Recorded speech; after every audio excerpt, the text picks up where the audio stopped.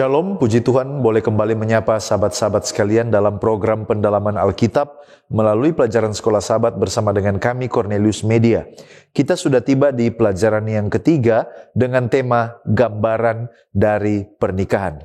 Kami selalu mengingatkan, mari kita mempelajari pelajaran Sekolah Sahabat kita sebagai persiapan sebelum mengikuti program ini.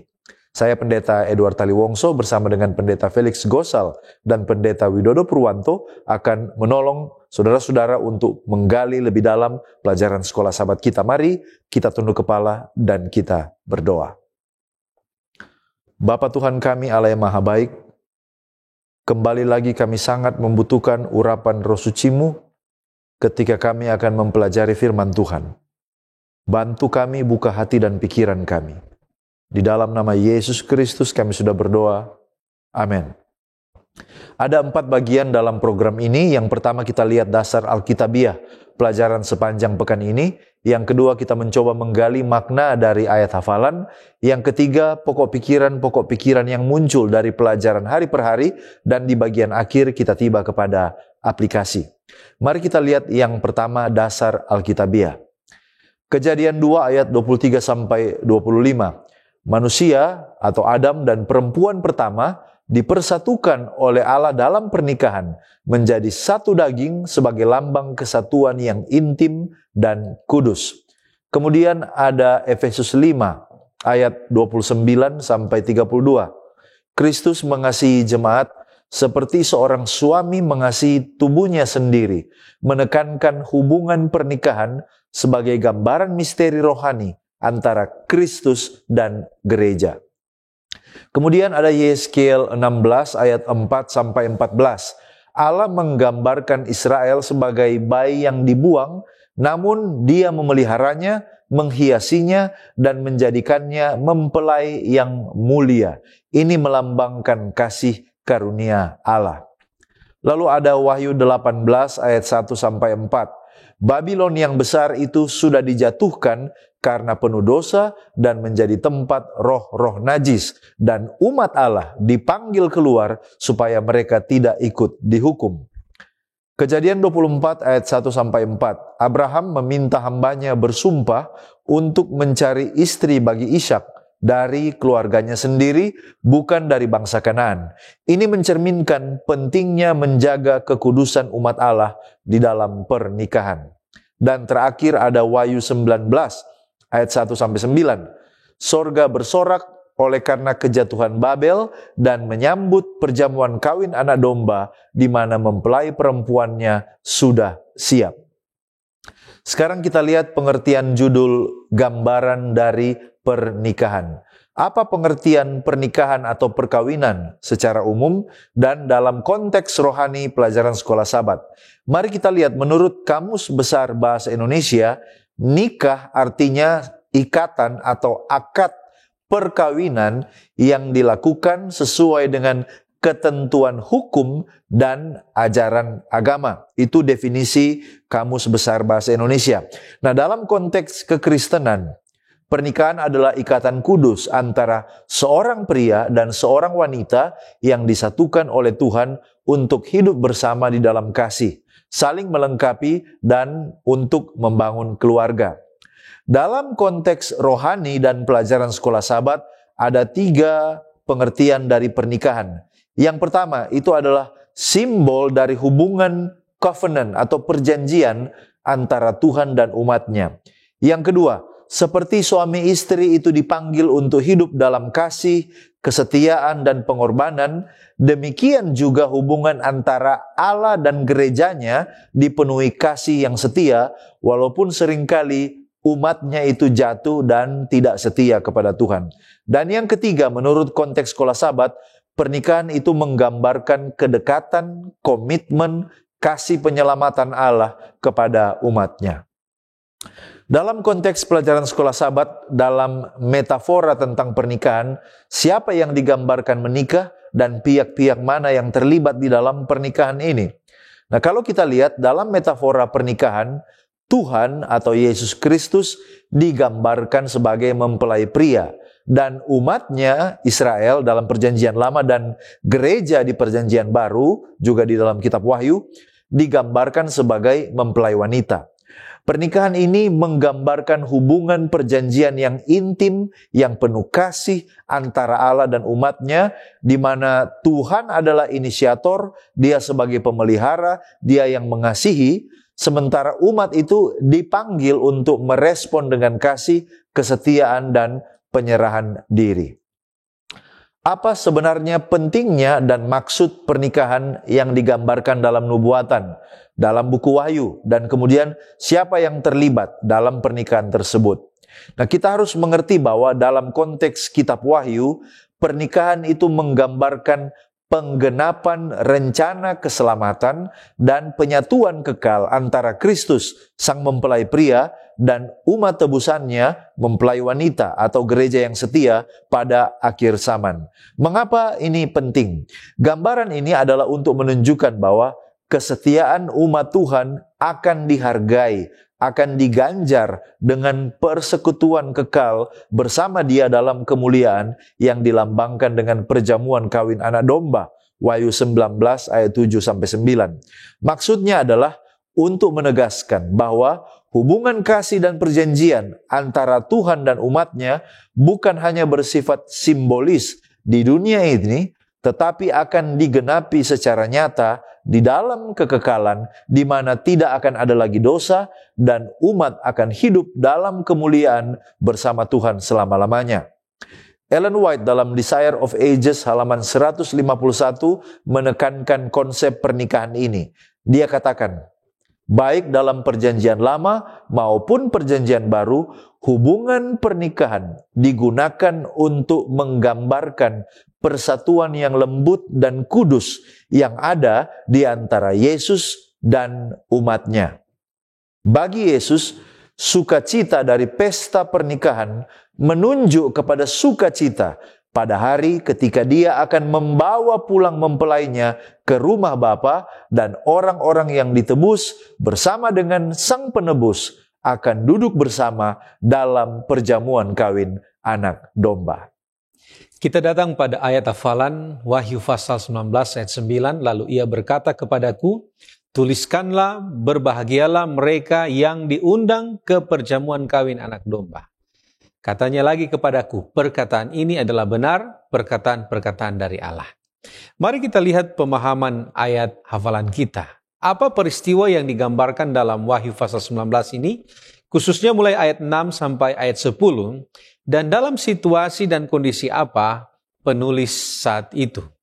Nah, saudaraku yang terkasih, Yohanes pasal 19, khususnya ayat 6 sampai 10, menggambarkan kemenangan kerajaan Allah melalui 3 peristiwa utama. Yang pertama, di sana digambarkan terjadi pujian di surga dari umat Allah yang merayakan kemenangan Allah dan kedatangannya, terutama setelah mereka menang atas Babel. Kemudian yang kedua, perkawinan anak domba, ayat 7 dan ayat 8. Di sana Kristus yang adalah anak domba bersatu dengan umatnya mempelai perempuan yang telah mengenakan kain lenan halus, bersih dan cerah yang melambangkan kekudusan melalui penebusan. Dan yang ketiga, itu adalah undangan ke perjamuan kawin, ayat 9, di mana orang-orang berbahagia yang diundang merayakan pernikahan ini. Dalam Seventh Day Adventist Bible Commentary volume 7 halaman 851 menyatakan bahwa Wahyu 19 ayat 6 sampai 10 menggambarkan klimaks sejarah keselamatan, yaitu penyempurnaan hubungan Kristus dengan gerejanya. Nah, kemudian Yohanes menulis kitab Wahyu saat diasingkan di Pulau Patmos. Kita bisa baca itu dalam Wahyu pasal 1 ayat 9. Itu sekitar tahun 95 Masehi di bawah penganiayaan Kaisar Domitianus. Dan tujuannya adalah untuk surat ini dikirimkan kepada jemaat-jemaat yang ada di Asia Kecil yang akan menguatkan gereja yang pada saat itu sementara menderita dengan beberapa hal yang terjadi. Dan surat-surat ini dikirimkan dengan tujuan untuk memberikan pengharapan akan kemenangan akhir melalui Yesus Kristus. Nah, siapa yang digambarkan dengan Ia di dalam ayat hafalan kita? Kemudian siapaku dan siapa mereka di dalam ayat hafalan ini? Nah, saudara, Ia yang berbicara di dalam ayat hafalan ini adalah seorang malaikat yang ditugaskan untuk menjelaskan penglihatan ini kepada Yohanes. Di dalam Wahyu, malaikat sering bertindak sebagai penafsir. Kita bisa baca itu di dalam Wahyu pasal 17 ayat 7, kemudian 22 ayat 8. Ellen G. White menegaskan bahwa malaikat-malaikat ini adalah utusan surgawi yang membawa pesan khusus untuk akhir zaman. Itu ditulis di dalam Early Writing halaman 32. Kemudian aku di dalam ayat hafalan kita merujuk kepada Yohanes yang adalah penerima wahyu tersebut. Dan sedangkan mereka yang berbahagia ini adalah umat percaya yang setia yang diundang ke perjamuan kawin itu, yaitu orang-orang kudus yang menerima keselamatan melalui iman dalam Kristus. Wahyu pasal 19 ayat 8. Nah, kalau begitu siapa yang diundang dalam perjamuan kawin anak domba? Perkawinan anak domba dengan siapa? Dan kapan konteks perkawinan ini dimaksud? Dan apakah kriteria dari mereka yang sampai diundang ke dalam perjamuan kawin? Nah, saudara, mari kita lihat siapa yang diundang. Nah, di dalam Wahyu pasal 19 ayat 9, Matius pasal 22 ayat 9 sampai 10, di sana dijelaskan bahwa umat percaya sejati dari segala zaman, baik itu perjanjian lama, perjanjian baru, yang menerima undangan keselamatan melalui Kristus, merekalah yang diundang di dalam perjamuan kawin ini. Kemudian, perkawinan dengan siapa? Di sini kita bisa melihat Kristus yang adalah anak domba menikah dengan gerejanya. Efesus pasal 5 ayat 25 sampai 27, kemudian Wahyu pasal 21 ayat 2 dan ayat 9 sampai 10. Ini adalah lambang hubungan yang kekal antara Kristus dan umatnya. Kita bisa baca itu di dalam Testimonies for the Church volume 5 halaman 465. Kemudian kapan pernikahan itu? Pernikahan itu terjadi setelah kedatangan Kristus yang kedua kali. Wahyu pasal 19 ayat 7 dan 8.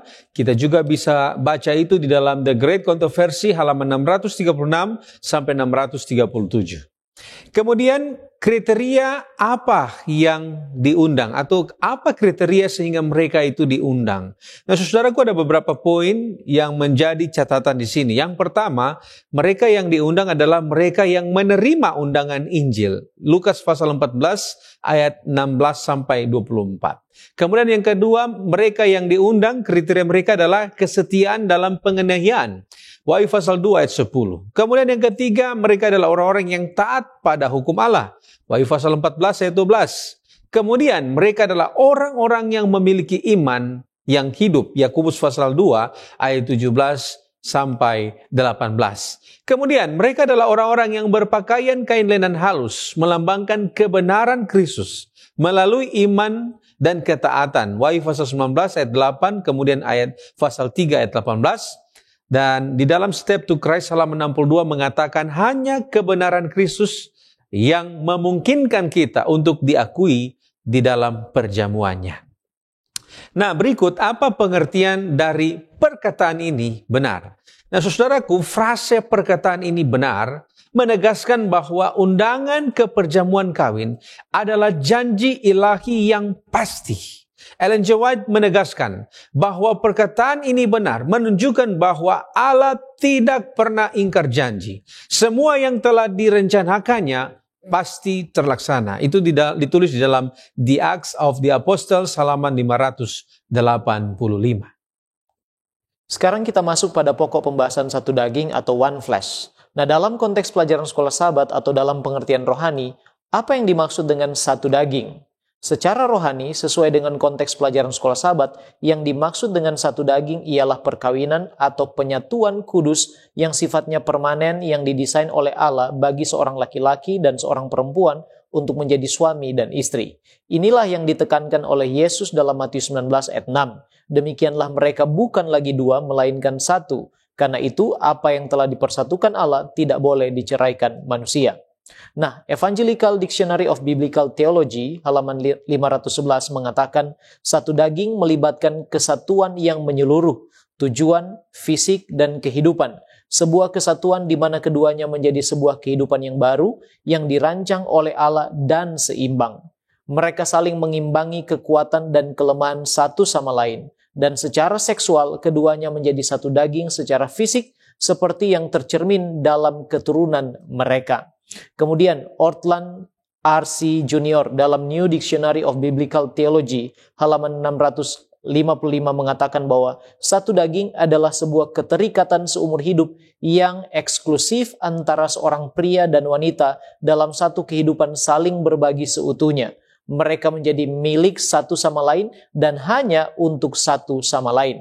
Itulah sebabnya Andrew Study Bible halaman 9 menegaskan bahwa satu daging adalah sebuah penyatuan yang baru yang melampaui sekedar kesatuan seksual saja. Nah, kapan awal pernikahan dan satu daging dimulai? Dan apa hubungannya pernikahan dengan satu daging?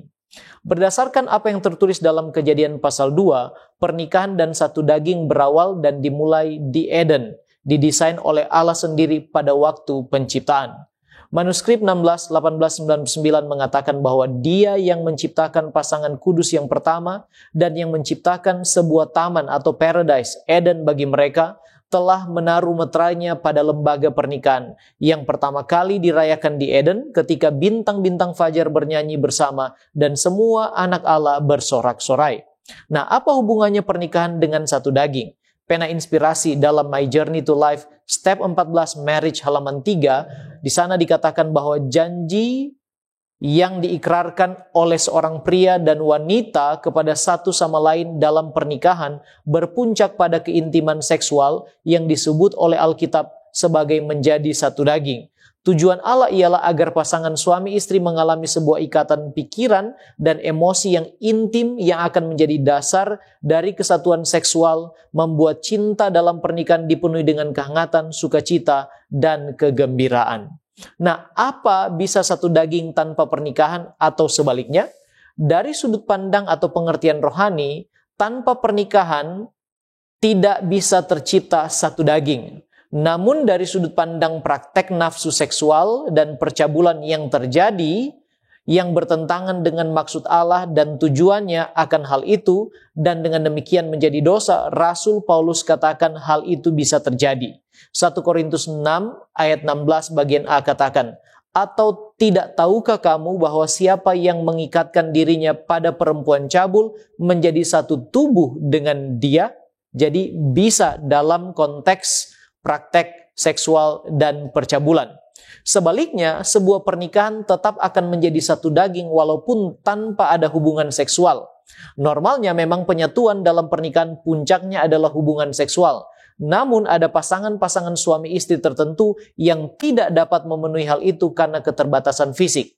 Nah, dalam hal ini, My Journey to Life Step 14 Marriage halaman 3 menggarisbawahi bahwa pasangan-pasangan suami istri yang tidak dapat melakukan hubungan seksual karena keterbatasan fisik tetap dapat menemukan sukacita dan ikatan dalam ekspresi kasih sayang fisik lainnya. Semua pasangan yang sudah menikah harus terus berusaha melalui kasih karunia Tuhan untuk mengasihi satu sama lain dengan kasih yang agape, yang alkitabiah, atau kasih yang tidak bersyarat, penuh cinta dan pengorbanan. Sekarang apa tujuan pernikahan dan satu daging? Serta sampai kapan pernikahan? Dan apakah perpisahan serta perceraian diizinkan Allah? Pernikahan dan satu daging adalah bertujuan untuk menjadi berkat dan kebahagiaan bagi manusia. In Heavenly Places halaman 202 di sana dikatakan bahwa pernikahan jika digabungkan dengan kemurnian dan kekudusan, kebenaran dan keadilan adalah salah satu berkat terbesar yang pernah diberikan kepada keluarga manusia. Kehangatan persahabatan sejati dan kasih yang mengikat hati suami dan istri adalah sebuah cicipan surga. Kemudian dalam Patriarchs and Prophets halaman 46 dikatakan bahwa ketika prinsip-prinsip ilahi diakui dan ditaati dalam hubungan ini, pernikahan adalah sebuah berkat. Pernikahan menjaga kemurnian dan kebahagiaan manusia. Pernikahan menyediakan kebutuhan sosial manusia. Pernikahan meningkatkan fisik, intelektual, dan juga moral manusia. Di sisi lain, pernikahan dan satu daging juga memiliki tujuan procreation. Alkitab mengatakan dalam Kejadian pasal 1 ayat 28a bahwa Allah memberkati mereka, lalu Allah berfirman kepada mereka, "Beranak cuculah dan bertambah banyak, penuhilah bumi dan taklukkanlah itu." Seventh Day Adventist Bible Commentary volume 1 halaman 217 menegaskan bahwa melalui pernikahan dan menjadi satu daging, manusia bisa beranak cucu dan bertambah banyak. Dalam hal ini memenuhi misi Allah terhadap pernikahan. Nah, sampai kapan pernikahan? Karena pernikahan sifatnya eksklusif dan permanen, maka pernikahan itu berlangsung selama seseorang hidup. Itulah sebabnya Rasul Paulus dalam 1 Korintus 7 ayat 39 mengatakan bahwa istri terikat selama suaminya hidup. Kalau suaminya telah meninggal, ia bebas untuk kawin dengan siapa saja yang dikehendakinya, asal orang itu adalah seorang yang percaya. Poin yang sama bisa kita temukan di dalam Roma pasal yang ke-7 ayat yang kedua. Bagaimana dengan perpisahan dan perceraian? Apakah memang diizinkan Allah? Yesus sendiri menegaskan bahwa Allah tidak menghendaki adanya perceraian. Matius 19 ayat 6. Demikianlah mereka bukan lagi dua melainkan satu. Karena itu apa yang telah dipersatukan Allah tidak boleh diceraikan manusia.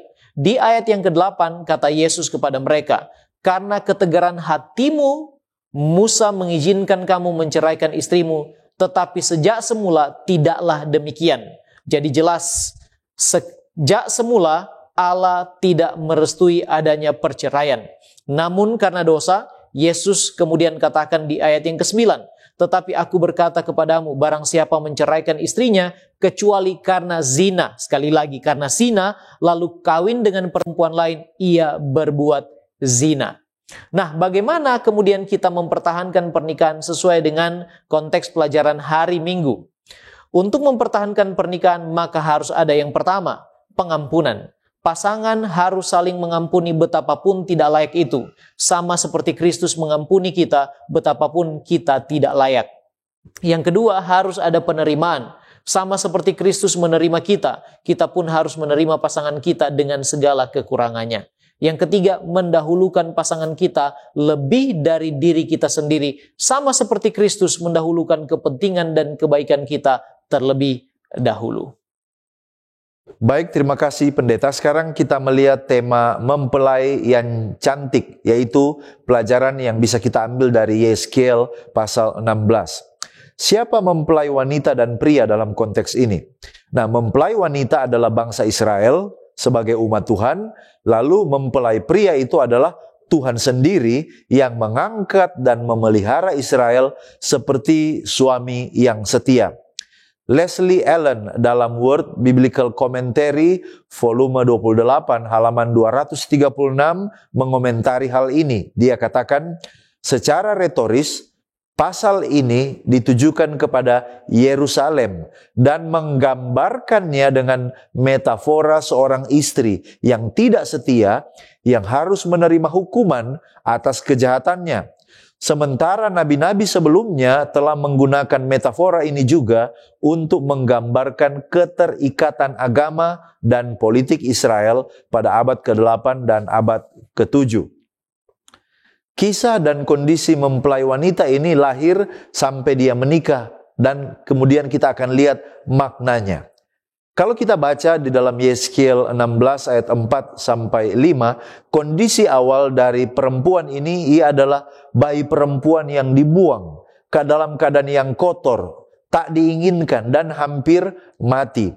Tetapi kemudian tindakan Tuhan mengambilnya, menyelamatkannya, memelihara dia sampai dewasa, lalu kemudian mengikat perjanjian pernikahan dengannya. Yeskiel 16 ayat 6 sampai 8. Apa yang menjadi hasilnya? Hasilnya, maka bayi perempuan yang dirawat dan dewasa ini diberi pakaian yang indah, diberikan perhiasan, dan menjadi sangat cantik. Yeskiel 16 ayat 9 sampai 14. Apa maknanya? Sebenarnya ini adalah gaya ilustrasi, adalah gambaran rohani tentang bagaimana Tuhan menyelamatkan umatnya dari kondisi tidak berpengharapan, lalu kemudian Tuhan mengangkat umatnya, merawat, memuliakan umatnya sebagai miliknya yang sangat-sangat berharga. Mari kita lihat pengertian mempelai yang cantik dalam konteks pelajaran sekolah Sabat. Apa maknanya wanita yang cantik? Minimal ada 3 hal yang menyebabkan mengapa wanita ini cantik. Yang pertama adalah cantik secara rohani.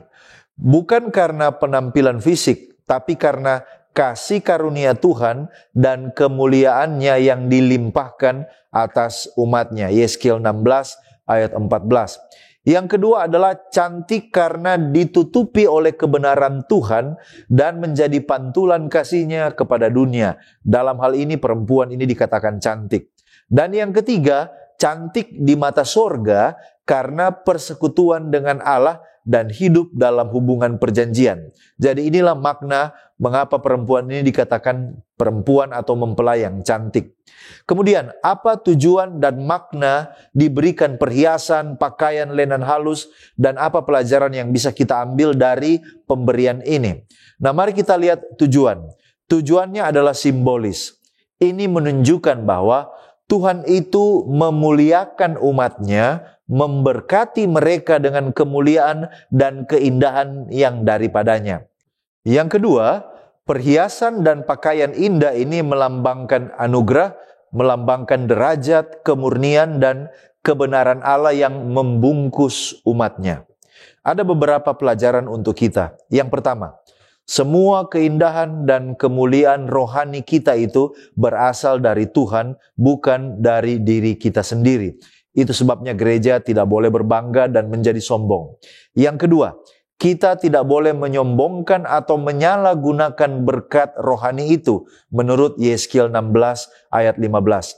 Francis Nicole dalam SDI Bible Commentary volume 4 halaman 628 mengomentari hal ini. Dikatakan, dibesarkan di puncak kemuliaan di bawah pemerintahan Salomo yang penuh kemurahan hati, Israel dalam kasus ini mulai percaya kepada kebesaran dan kemakmurannya. Salomo mulai bekerja untuk membuat Israel menjadi kerajaan yang besar dan kuat di antara bangsa-bangsa di bumi. Ia menandatangani kontrak dan aliansi dengan bangsa-bangsa lain yang secara langsung bertentangan dengan perintah Allah. Inilah yang akan terjadi ketika bangsa ini oleh karena kecantikannya, kemuliaannya, mulai melupakan suaminya yang sejati, yaitu Tuhan sendiri. Yang ketiga, pelajaran yang ketiga adalah kita dipanggil untuk hidup dalam kesetiaan, dalam kerendahan hati, dan syukur sebagai mempelai yang setia kepada Kristus, satu-satunya suami, gereja. Kita tiba pada pokok pembahasan selanjutnya mengenai Hosea's harlot wife. Nah, mengapa dan apa tujuan Allah menyuruh Hosea menikahi pelacur? Apa pengertian pelacur dalam konteks firman Allah di buku Hosea dan di buku Wahyu? Nah, saudaraku yang terkasih, Allah memerintahkan Hosea untuk menikahi Gomer, seorang perempuan yang kemudian menjadi pelacur. Hosea pasal 1 ayat 2. Tujuan utama Allah adalah menggunakan pernikahan ini sebagai gambaran hubungannya dengan Israel yang adalah umat pilihannya yang telah berulang kali bersinah secara rohani dengan dewa-dewa asing. Dalam konteks ini, Allah ingin menunjukkan kepada manusia bagaimana dosa itu menyakiti hati Tuhan. Tetapi juga tujuannya adalah Tuhan mau memberitakan kepada mereka tentang kasih-Nya yang tidak pernah berubah meskipun umatnya itu tidak setia. Di dalam Prophets and Kings halaman 278 di sana dikatakan bahwa dalam kehidupan Hosea, Allah memberikan ilustrasi yang hidup tentang cintanya yang tak terbatas bagi Israel, meskipun mereka telah melakukan ketidaksetiaan yang besar. Kemudian, apa pengertian ini atau pengertian pelacur di dalam kitab Hosea dan di dalam kitab Wahyu? Mari kita lihat pertama di dalam kitab Hosea. Istilah pelacur dalam kitab Hosea ini merujuk pada ketidaksetiaan spiritual Israel kepada Allah. Di mana Israel di sini adalah sebagai istri Allah, telah meninggalkan perjanjian dengan Allah dan menyembah dewa-dewa lain seperti Baal. Dan ini adalah bentuk persinahan rohani di dalam kitab Hosea. Nah, bagaimana dengan kitab Wahyu? Di dalam kitab Wahyu ada kata pelacur Babel. Ini adalah sebuah kata yang merujuk kepada gereja yang murtad, yang bersekutu dengan kekuatan politik untuk menindas umat Allah. Kita bisa baca itu di dalam Wahyu pasal 17 ayat 4 sampai 6. Nah, kalau begitu, apa konteks pelajaran sekolah sahabat kita atau konteks firman Tuhan tentang pengertian persundalan rohani? Nah, saudaraku yang terkasih, persundalan rohani adalah bentuk ketidaksetiaan umat Allah dengan berpaling dari penyembahan yang murni kepada Tuhan, tetapi kemudian bersekutu dengan sistem atau kepercayaan yang bertentangan dengan kehendak Tuhan. Dan ini mencakup kompromi-kompromi yang dilakukan dengan dunia. Di dalam Yeremia pasal 3 ayat 20 di sana dikatakan, tetapi seperti seorang istri tidak setia terhadap suaminya, demikianlah kamu tidak setia kepadaku, hai kaum Israel. Di dalam The Great Controversy halaman 382 mengatakan, ketika gereja bersekutu dengan negara, ia kehilangan kekudusannya dan menjadi alat penindasan. Inilah persundalan rohani, menggantikan ketergantungan kepada Allah dengan kekuatan duniawi. Nah, kalau begitu, siapa yang melakukan persundalan rohani dan apa sebabnya? Dan apakah yang melakukan persundalan rohani dapat diterima kembali dalam pernikahan dan bagaimana caranya? Nah, saudaraku yang terkasih, persundalan rohani dapat dilakukan oleh bangsa, oleh gereja, bahkan juga individu yang percaya kepada Tuhan. Di dalam konteks perjanjian lama, Israel adalah contoh utama umat yang melakukan persinahan rohani dengan menyembah dewa-dewa asing seperti Asytoret, kemudian Baal. Tetapi di dalam konteks gereja Kristen, gereja yang menyimpang dari kebenaran firman Allah dan mencampur adukan ajaran dengan tradisi dunia juga dianggap melakukan persundalan rohani. Tetapi saudara harus ingat, pribadi-pribadi kita juga yang telah mengambil komitmen untuk menjadikan Tuhan sebagai juru selamat kita, yang telah membuat komitmen untuk berjalan bersama-sama dengan Tuhan, tetapi ketika kita tidak mengandalkan Tuhan, tetapi justru mengandalkan hal-hal yang bersifat duniawi, itu adalah persinahan rohani. Nah, oleh karena itu, apa penyebab terjadinya persundalan rohani? Di dalam konteks perjanjian lama, ada 5 paling sedikit. Yang pertama, kenapa sampai mereka melakukan persinahan rohani? Oleh karena adanya pengaruh budaya dan agama kafir. Terjadi pergaulan atau pernikahan kepada jemaat atau dengan agama-agama kafir, sehingga jemaat Israel ini atau bangsa Israel ini mereka terpengaruh dengan budaya-budaya kafir ini. Itu yang pertama. Yang kedua, mereka merasa tidak puas dengan apa yang telah Tuhan berikan kepada mereka. Yang ketiga, alasan kenapa mereka melakukan persinahan rohani, oleh karena mereka telah kehilangan pengenalan akan Allah. Kemudian yang keempat, mereka lakukan itu oleh karena keinginan mereka untuk menjadi sama seperti bangsa-bangsa yang ada di sekitar mereka. Dan yang kelima, itu terjadi karena mereka tidak taat pada perintah Tuhan. Matthew Henry's Commentary memberikan komentar bahwa keinginan Israel untuk menjadi seperti bangsa-bangsa lain adalah bentuk pemberontakan terhadap panggilan unik mereka sebagai umat pilihan Allah. Kemudian mari kita lihat di dalam konteks sekarang, bagaimana sampai seorang itu dapat melakukan persinahan rohani? Yang pertama itu bisa jadi oleh karena ketidakpuasan spiritual. Ketika seseorang merasa tidak puas dengan Allah, maka mereka mencari pemenuhan di tempat lain. Itu bisa saja materi, kekuasaan, ataupun mungkin ajaran-ajaran sesat. Kemudian yang kedua, bisa saja itu terjadi oleh karena pengaruh dunia, pengaruh budaya yang ada di dalam masyarakat ini yang tidak sesuai dengan firman Allah dan kemudian mulai menyesatkan orang percaya. Terjadi penyesuaian dengan budaya-budaya duniawi. Kemudian yang ketiga, kenapa sampai kita bisa melakukan persinahan rohani? Oleh karena ada keegoisan di dalam hati kita. Sikap keras kepala, sombong, membuat orang menolak otoritas Allah. Yesaya pasal 59 ayat 1 sampai 2. Kalau begitu, apakah yang melakukan persundalan rohani dapat diterima kembali dalam pernikahan? Jawabannya adalah ya. Allah selalu membuka pintu pertobatan bagi siapapun yang mau kembali kepadanya. Allah selalu menawarkan pemulihan melalui pertobatan. Hosea menebus Gomer di dalam Hosea pasal 3 ayat 1 sampai 3. Ini adalah lambang di mana kasih Allah itu membeli kembali umatnya. Penubuat di dalam Steps to Christ halaman 37 mengatakan, Allah tidak pernah menolak hati yang hancur. Darah Kristus adalah harga tebusan yang telah dibayar untuk membawa kita kembali ke dalam pernikahan rohani dengannya.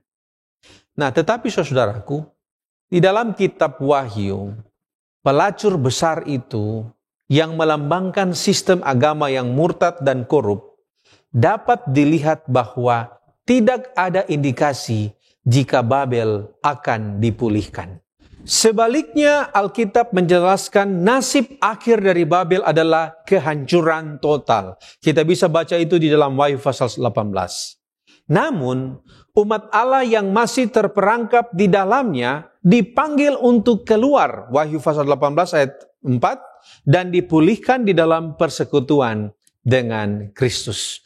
Di dalam Seventh Day Adventist Bible Commentary volume 7 halaman 829, di sana dikatakan bahwa seruan keluarlah dari Babel adalah undangan terakhir Allah bagi umatnya yang sesat untuk meninggalkan persundalan rohani dan kembali kepadanya.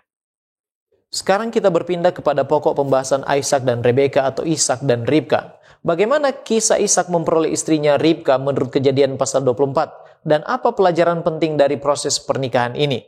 Secara singkat, di dalam Kejadian pasal 24 ayat 1 sampai 11, Abraham mengutus hambanya yang paling tua bernama Eliezer ke negeri asalnya, Mesopotamia, untuk mencarikan istri bagi Ishak anaknya dengan sumpah.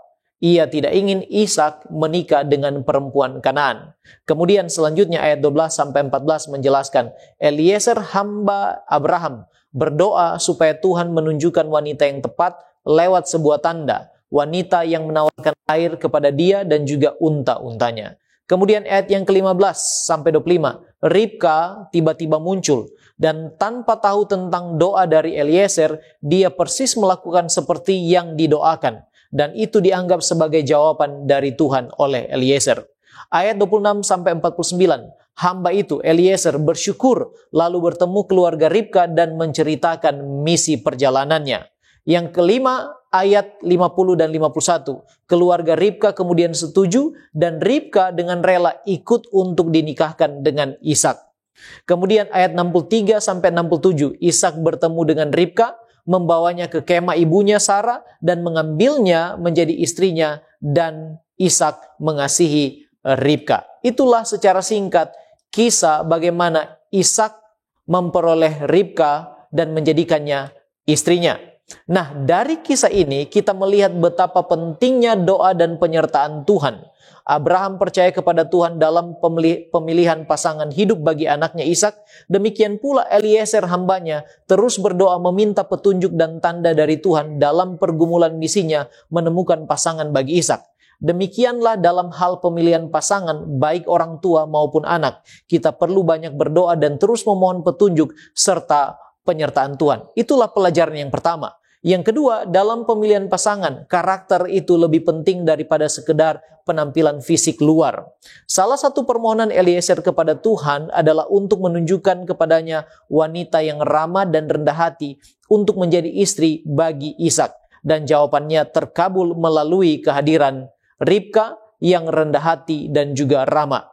Kemudian yang ketiga, pelajaran penting adalah persetujuan keluarga. Eliezer meminta persetujuan dari pihak keluarga Ribka untuk meminangnya. Demikian pula Ribka mau mengikuti perkataan dari orang tua dan keluarganya. Yang keempat, pentingnya rasa cinta dalam sebuah hubungan pernikahan. Ishak mencintai Ribka. Demikian pula Ribka mencintai Ishak. Dan yang paling penting ialah bahwa selama kita berserah kepada Tuhan dalam doa, Dia akan menyertai, menuntun, dan memberikan pasangan yang terbaik dalam pernikahan. Dalam buku Conflict and Courage halaman 58, di sana pena inspirasi katakan bahwa jika ada satu topik yang harus dipertimbangkan dengan hati-hati dan di mana nasihat dari orang-orang yang lebih tua dan lebih berpengalaman harus dicari, itu adalah topik pernikahan. Jika Alkitab diperlukan sebagai nasihat, jika bimbingan ilahi harus dicari dalam doa, itu adalah sebelum mengambil langkah yang mengikat seseorang untuk seumur hidupnya. Nah, sekarang mengapa Abraham minta istri Ishak harus dari tanah asalnya? Dan apa pelajaran untuk kita saat ini? Alfa Omega Jilid 1 halaman 194 memberikan jawaban yang tegas terhadap hal ini. Penduduk Kanaan adalah penyembah berhala, dan Allah telah melarang kawin campur antara umatnya dengan mereka. Menyadari bahwa pernikahan seperti itu akan menuntun kepada kemurtadan, Abraham merasa takut akan akibat pengaruh-pengaruh jahat yang mengelilingi anaknya. Iman Abraham akan Allah dan penyembahannya kepada kehendaknya yang selalu menjadi kebiasaannya telah terpantul di dalam tabiat Ishak. Tetapi kasih anak muda itu sangat kuat dan dalam pembawaannya ia bersifat lemah lembut dan berserah. Jikalau dipersatukan dengan seorang yang tidak takut akan Allah, ia berada dalam bahaya mengorbankan prinsip demi keserasian. Di dalam pikiran Abraham, pilihan akan seorang istri bagi anaknya merupakan suatu hal yang amat penting. Ia menghendaki agar dia menikah dengan seorang yang tidak akan menuntun dia berpaling dari Allah. Abraham di sini sungguh memprioritaskan Allah dalam hal memilih pasangan bagi putranya, dan ini menjadi pelajaran bagi kita. Demikian pula para orang tua sekarang harus mengutamakan Allah dan kebenarannya karena pernikahan yang beresiko untuk mencemarkan nama Allah dan juga menghinakan kehendaknya tidak akan memenuhi maksud Allah bagi umatnya dalam memasuki pernikahan. Abraham sungguh memikirkan masa depan dan kebahagiaan anaknya Ishak dalam hal ini. Pelajaran pentingnya ialah demi kebahagiaan dalam pernikahan hendaklah mencari pasangan yang mengikuti jalan Tuhan. 2 Korintus 6 ayat 14 dan 15 mengingatkan kita, janganlah kamu merupakan pasangan yang tidak seimbang dengan orang-orang yang tak percaya, sebab persamaan apakah terdapat antara kebenaran dan kedurhakaan, atau bagaimanakah terang dapat bersatu dengan gelap? Persamaan apakah yang terdapat antara Kristus dan Belial? Apakah bagian bersama orang-orang percaya dengan orang-orang yang tidak percaya? Terima kasih pendeta. Sekarang kita melihat tema pelacur itu diadili. Apa pengertian pelacur itu dihakimi dalam Wahyu 19 ini? Pertanyaan pertama adalah siapa pelacur dalam konteks ini? Pelacur dalam Wahyu 19 melambangkan sistem agama palsu atau kekuasaan yang menyesatkan umat Tuhan. Sering juga disebut Babel di dalam Wahyu. Kita bisa lihat ini dalam Wahyu 17 sampai 18. Nah, kekuatan ini bersifat tidak setia kepada Tuhan dan menyatukan diri dengan kuasa duniawi untuk mendapatkan keuntungan dan kuasa. Kembali lagi Francis Nichol dalam SDA Bible Commentary volume 7 halaman 851 dan 852 mengomentari hal ini.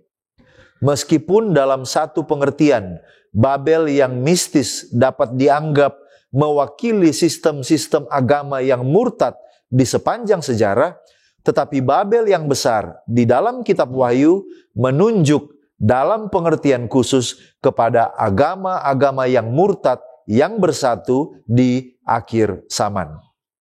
Pertanyaannya, mengapa dia dihakimi?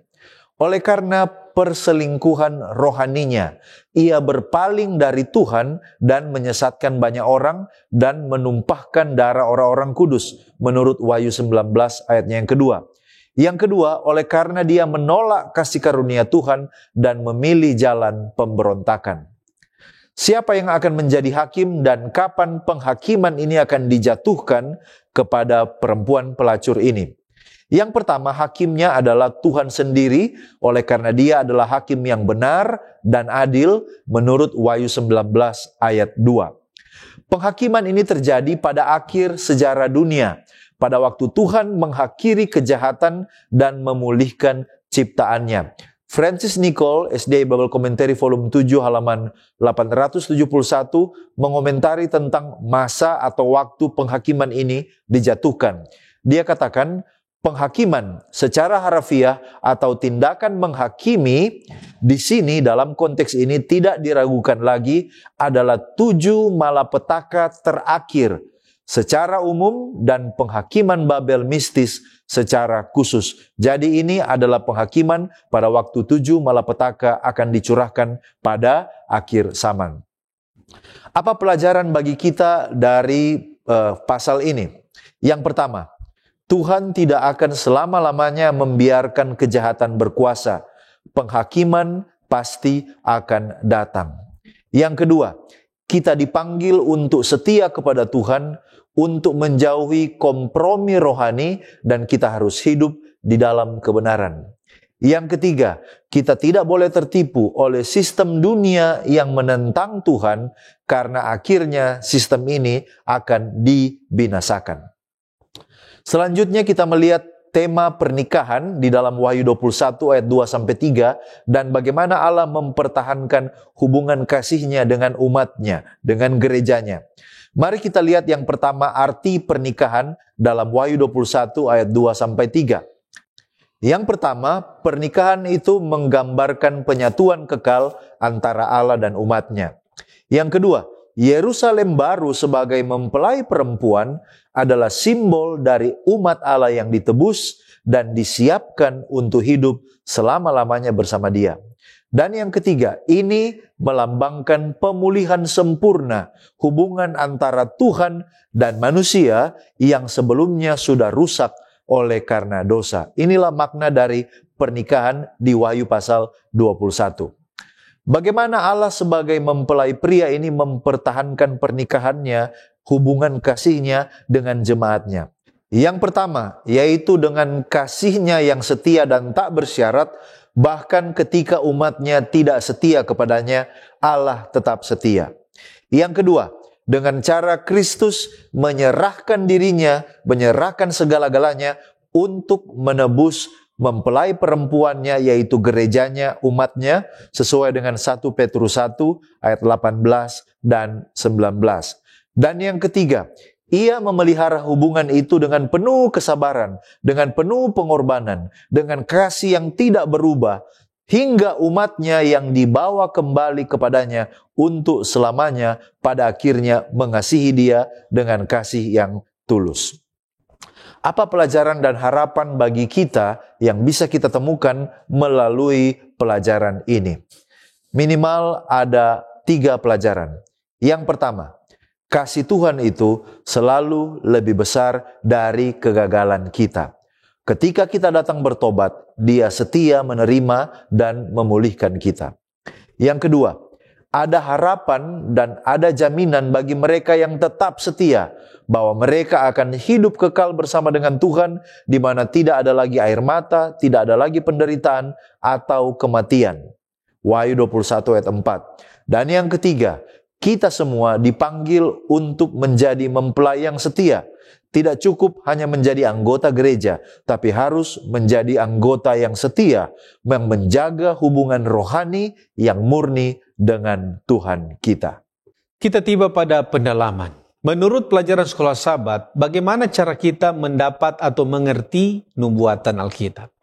Ada beberapa hal yang perlu kita pahami untuk dapat mengerti nubuatan di dalam Alkitab. Yang pertama, kita harus menggunakan konteks Alkitabiah secara keseluruhan.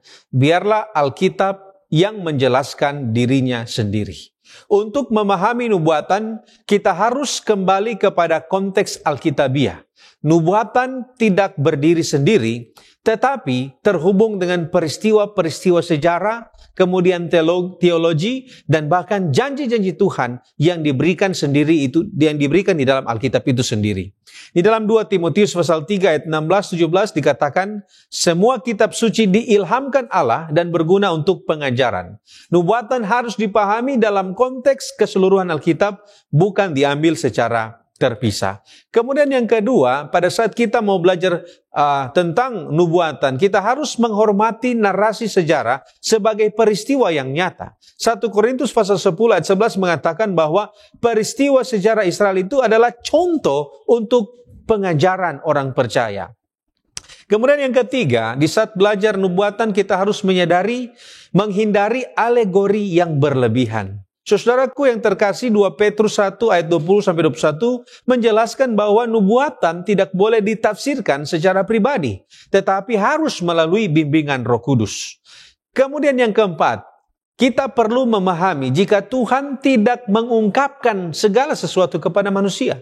Ulangan pasal 29 ayat 29, yang tersembunyi adalah bagi Tuhan atau bagi Tuhan Allah kita, tetapi yang dinyatakan adalah bagi kita dan anak-anak kita sampai selama-lamanya. Jadi ada hal yang memang sama sekali kita mau belajar bagaimanapun itu kita tidak dapat mengerti karena ada yang diungkapkan tetapi ada yang tidak diungkapkan. Ini menegaskan bahwa kita hanya perlu fokus pada apa yang telah diungkapkan oleh Tuhan, bukan mencoba untuk mengerti semua, bahkan sampai menebak hal-hal yang telah disembunyikan bagi kita.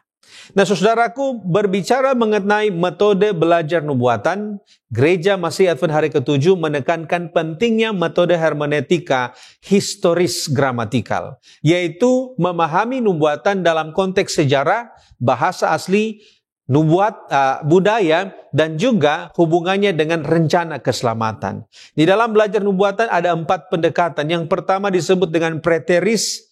Ini adalah pendekatan yang percaya bahwa nubuatan Alkitab sudah terjadi di masa lalu dan tidak ada hubungannya dengan zaman sekarang. Kemudian yang kedua, futuris. Ini percaya bahwa nubuatan Alkitab belum terjadi, tetapi nanti akan terjadi pada akhir zaman, pada masa depan. Kemudian yang ketiga, pendekatan yang ketiga adalah historisis. Ini pendekatan percaya bahwa nubuatan Alkitab itu sudah terjadi, sementara terjadi saat ini, dan akan terjadi lagi di masa yang akan datang di dalam sejarah. Dan yang keempat adalah idealis. Percaya bahwa nubuatan Alkitab tidak ada hubungannya dengan sejarah dan hanya bersifat simbol yang sementara menggambarkan pergumulan orang Kristen sehari-hari. Nah, saudara, dari 4 pendekatan ini, gereja kita percaya dengan historisis, bahwa nubuatan Alkitab itu sudah terjadi, sementara terjadi, dan akan terjadi di masa depan. Nah, kalau begitu, mengapa banyak digunakan metafora dalam kisah pernikahan? Ada alasan teologis mengenai hal ini. Yang pertama, simbol perjanjian dan kesetiaan. Hosea pasal 2 ayat 19-20, pernikahan ini menggambarkan hubungan Allah dan Israel yang penuh dengan kesetiaan. Efesus pasal 5, 25-27, Kristus sebagai mempelai laki-laki yang menguduskan gereja, yaitu mempelai perempuan. Jadi ini adalah simbol perjanjian dan kesetiaan antara Allah dan umatnya. Kemudian yang kedua adalah eskatologi dan pengharapan. Wahyu pasal 19 ayat 7-9, pesta pernikahan anak domba ini melambangkan penyempurnaan rencana Allah di akhir zaman. Kemudian yang ketiga, kenapa menggunakan metafora? Karena ini adalah lambang dari keintiman dan persatuan. Kejadian pasal 2 ayat 24, pernikahan manusia mencerminkan persatuan rohani antara Kristus dan umatnya. The Desire of Ages halaman 149 mengatakan, pernikahan di Kana, Yohanes pasal 2, menunjukkan bahwa Kristus menyediakan kelimpahan untuk gerejanya yang akan mencapai kepenuhan dalam pesta pernikahan sorgawi. Saudaraku, sebagai penutup dan aplikasi dari apa yang kita diskusikan dan pelajari bersama, apa pelajaran dari Images from Marriage atau gambaran dari pernikahan yang dapat diterapkan agar kehidupan rohani meningkat, terlebih pernikahan bisa langgeng? Pernikahan adalah gambaran dari hubungan Allah dengan umatnya. Di dalamnya kita belajar tentang kasih Allah yang kekal dan tiada bersyarat. Kasih yang memberi bukan menerima, berkorban bukan mementingkan diri sendiri. Sudahkah dalam kehidupan pernikahan kita mempraktekkan kasih yang sama dengan kasih Kristus? Kristus ingin terus bersama dengan umatnya walaupun kita sering berkhianat dan tidak layak baginya. Namun Dia telah menebus kita dengan pengorbanannya sendiri. Membayangkan hal ini tentu akan menguatkan kerohanian kita. Gambaran ini jelas dalam nasihat Paulus kepada jemaat di Efesus. Efesus pasal 5 ayat 22-26. Hai istri, tunduklah kepada suamimu seperti kepada Tuhan, karena suami adalah kepala istri sama seperti Kristus adalah kepala jemaat. Dialah yang menyelamatkan tubuh. Karena itu, sebagaimana jemaat tunduk kepada Kristus, demikian jugalah istri kepada suami dalam segala sesuatu. Hai suami, kasihilah istrimu sebagaimana Kristus telah mengasihi jemaat dan telah menyerahkan dirinya baginya. Suami istri yang terus mempelajari dan mempraktekkan prinsip-prinsip sederhana ini, dengan pertolongan Tuhan akan terus bertumbuh bersama secara rohani dan semakin langgeng dalam pernikahan. My Journey to Life, step 14, marriage, halaman 3. Untuk menjadi satu daging, dua orang harus benar-benar setia satu sama lain dan berdiri bersama pasangannya melawan apapun yang dapat merusak persatuan mereka. Untuk menjadi satu daging, dibutuhkan kasih yang aktif dan terus-menerus yang tidak akan menyerah dalam menghadapi rintangan yang besar terhadap keharmonisan pernikahan mereka. Sekarang apa langkah pernikahan yang retak kemudian menjadi sempurna, baik secara fisik maupun secara rohani? Langkah pertama ialah pengampunan. Pengampunan ini melibatkan tindakan sadar akan kesalahan, mengakui, memohon maaf, dan mau merubah kesalahan atau memperbaiki diri. Yang kedua ialah penerimaan. Menerima pasangan dalam segala kekurangan dan mau membantunya untuk sama-sama memperbaiki dan memperbaharui apa yang kurang. Dan yang paling penting, langkahnya adalah kasih yang memungkinkan pengampunan dan penerimaan. Kolose pasal 3 ayat 13-15. Sabarlah kamu seorang terhadap yang lain, dan ampunilah seorang akan yang lain apabila yang seorang menaruh dendam terhadap yang lain, sama seperti Tuhan telah mengampuni kamu. Kamu perbuat jugalah demikian. Dan di atas semuanya itu, kenakanlah kasih sebagai pengikat yang mempersatukan dan menyempurnakan. Hendaklah damai sejahtera Kristus memerintah dalam hatimu, karena untuk itulah kamu telah dipanggil menjadi satu tubuh, dan bersyukurlah. Jadi demikianlah prinsip yang harus dilaksanakan agar pernikahan yang retak boleh bertumbuh menjadi sempurna baik fisik maupun secara rohani. Testimonies for the Church, volume 7 halaman 46 mengatakan, jadikanlah Kristus sebagai yang pertama dan terakhir dan yang terbaik dalam segala hal. Terus memandang Dia, dan kasihmu kepadanya setiap hari akan menjadi semakin dalam dan semakin kuat ketika kasihmu itu diuji dengan ujian. Dan ketika kasih Anda kepadanya meningkat, kasih Anda kepada satu sama lain akan bertumbuh lebih dalam dan kuat. Mari kita biarkan Kristus tinggal di dalam diri kita, untuk kita boleh merasakan kasih-Nya setiap hari, supaya kita boleh bertumbuh dalam mengasihi pasangan kita, suami istri satu dengan yang lain, supaya hubungan pernikahan kita bertumbuh dan perlahan-lahan menjadi sempurna seperti yang diinginkan Tuhan. Mari kita tunduk kepala dan berdoa. Bapa kekal Allah kami yang bertahta di sorga, kami bersyukur kami memiliki kesempatan untuk belajar dari firman-Mu. Kiranya Roh Kudus-Mu menerangi pikiran kami dan memberikan kepada kami pengertian yang benar akan kehendak-Mu, serta memampukan kami di dalam kehidupan pernikahan kami secara khusus untuk dapat mempraktekannya. Tuhan tolong kami agar dalam setiap kelemahan kami boleh menjadi gambaran Kristus melalui pernikahan kami. Terpujilah Engkau Bapa di sorga, berkatilah kami semua dan ampunilah kami dari segala dosa dan pelanggaran kami. Kami sudah berdoa di dalam nama Yesus, Juru Selamat kami. Amin.